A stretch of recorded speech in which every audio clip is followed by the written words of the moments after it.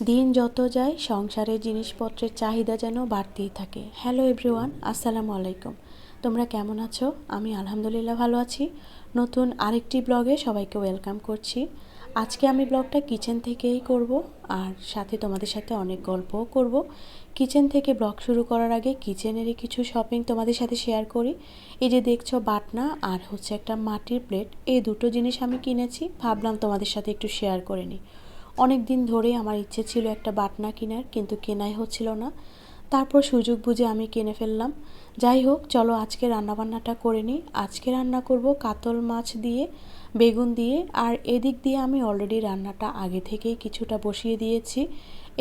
এখানে হচ্ছে উস্তে দিয়ে আলু দিয়ে ভাজি, এটা তো দেখোই আমি সব সময় করি, সেই জন্য আজকে আর তোমাদের সাথে শেয়ার করলাম না।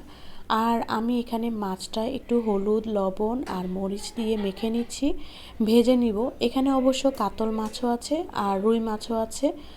রুই মাছটা হচ্ছে আমার মেয়ের জন্য আলাদা করে একটু মরিচ কম দিয়ে করব, আর কাতল মাছটা আমি আমাদের জন্য বেগুন দিয়ে রান্না করব। যাই হোক, আমার কাছে মনে হতো কি জানো, কাতল মাছ নর্মালি একটু ঝাল ঝাল করে ভুনা করলে বা একমাত্র আলু দিয়ে রান্না করলেই মজা। কিন্তু আমি জানতামই না যে এই কাতল মাছ দিয়ে বেগুন দিয়ে রান্না করলে এত মজা হয়। আমি আমার কাজিনের বাসায় গিয়েছিলাম একবার, আর ও রান্না করেছিল কাতল মাছের মাথা দিয়ে বেগুন দিয়ে। এত মজা হয়েছিল। এমনিতে ও রান্না অনেক মজা, তার মধ্যে এই রান্নাটা এত ভালো লেগেছিল। তারপর থেকে জানলাম যে এই মাছটা দিয়ে আসলে বেগুন দিয়ে রান্না করলে অনেক মজা হয়। আর আমি তখন এসেই অনেকবার ট্রাই করেছি, আলহামদুলিল্লাহ অনেক মজা লাগে। যাই হোক, আজকেও আমি রান্না করছি আর তোমাদের সাথে শেয়ার করছি। রান্নার রেসিপিটা আর কি বলবো বলো, প্রতিদিন আমরা যেভাবে মাছটা রান্না করি ঠিক সেভাবেই।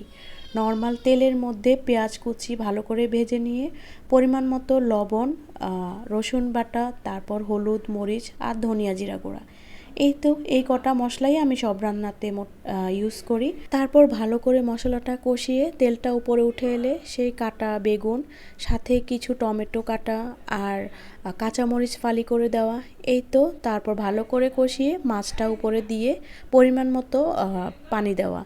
এই তো রান্নাটা হয়ে গেছে। আর বলতে যতটা সহজ ততটা কিন্তু সহজ না, একটু তো সময় লাগেই। বলতে আমার হয়তো 30 সেকেন্ডেই হয়ে গেছে, কিন্তু রান্না করতে মিনিমাম 15 থেকে 20 মিনিটের ব্যাপার। আজকে ভেবেছিলাম যে তোমাদের সাথে একটা ভর্তা রেসিপি শেয়ার করব, আর আমি ক্লিপসও নিয়ে নিয়েছিলাম, কিন্তু আজকে আর শেয়ার করতে পারছি না, কারণ আজকে আমার ভিডিওটা অনেক বড় হয়ে যাবে। ইনশাল্লাহ আগামীকাল তোমাদের সাথে ছোট্ট করে শেয়ার করব। যাই হোক, আমার তো আজকে রান্না কমপ্লিট, আর কমপ্লিট করলাম শেষে ধনিয়া পাতা দিয়ে। এই ধনিয়া পাতা ছাড়া আমার রান্না একদমই ইনকমপ্লিট। আমার কাছে মাছের মধ্যে যদি ধনিয়া পাতা না দেই একদমই ভালো লাগে না। যাই হোক, এই তো দেখো কি সুন্দর কালার আসছে না। তো আমি নিজের রান্নার প্রশংসা নিজেই করে নিলাম, আর নিজের রান্নার প্রশংসা নিজে করার মধ্যে অন্যরকম একটা ভালো লাগা কাজ করে।